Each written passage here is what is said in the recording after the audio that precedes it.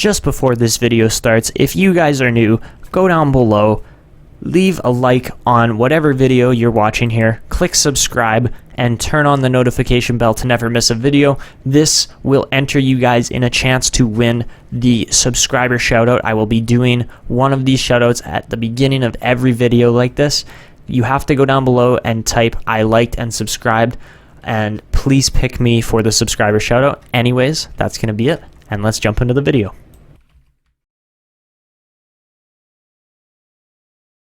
Hey everybody, how's it going? It's Etanyos or Ethan here, and today we are going to be talking about how the Edmonton Oilers can make the 2020 playoffs. It's no doubt that the Edmonton Oilers have underachieved in the last two seasons. They have not made the playoffs since 2017, but this year the Oilers should have their sights set on a playoff spot. Here are 5 things the Oilers management can do to help their team return to the playoffs for the first time in 3 years. Number 1, include youth in the lineup. The Oilers have drafted better in the last 2 to 3 seasons than they did in the 10 before that. Sooner or later, players like Yamamoto, Benson, Bouchard, and even Ethan Bear are going to get playing time. So why not start this season? If Bouchard can get consistent top 4 minutes and quarterback the power play, that could be huge for the Oilers. Benson and Yamamoto both have the potential to be top 6 forwards, and if they can get those minutes alongside skilled centers like Gagne, Draisaitl, and McDavid, then they will thrive. Moving on to the second thing the Oilers can do to make the playoffs this year. Trade Jesse Puljujarvi now. It's the worst kept secret in the NHL that he wants out of Edmonton.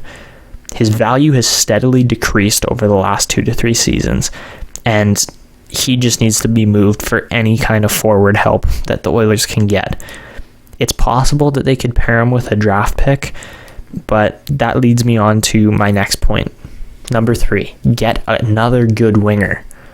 The Oilers have 3 talented centers in Draisaitl, McDavid, and Nugent-Hopkins, but they really don't have any wingers. James Neal is a good offensive upgrade, but he's not a top-line guy in my opinion. Edmonton still needs more help up front. They could move Hopkins to the wing possibly, or trade him for a very skilled winger, maybe even add a pick into that. Like, they could get a pick in return for Hopkins and a player.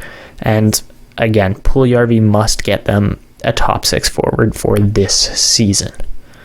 Moving on to the 4th thing that Edmonton staff can do to help them make the playoffs this year, and it's to take the pressure off the goaltenders.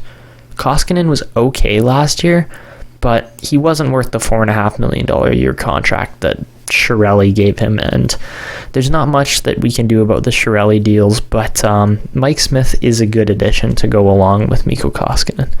Both have the skill to start games, but they must be managed according to their performances. They have to be putting whoever's hot in net, whoever's on a good streak, they should be playing games, even if it means back-to-back.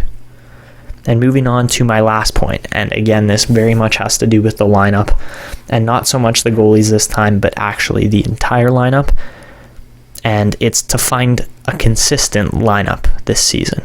The Oilers lineup was different almost every 3rd game last year here. McDavid and Draisaitl were put together so often just because they could both score, because they're both so offensively talented that when you're playing with another player of that caliber, it's easy to find them on the ice because they go to the good areas. But Edmonton needs to keep their lines consistent so that their players can develop chemistry and start putting up decent offensive numbers. And that's pretty much my last point, guys. If the Oilers can combine all of these things in one season, they will more than likely make the playoffs. But now it's just up to management to actually get these things done.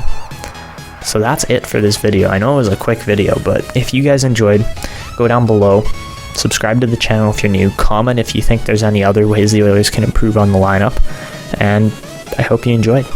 This is Etanyos signing off, and see ya.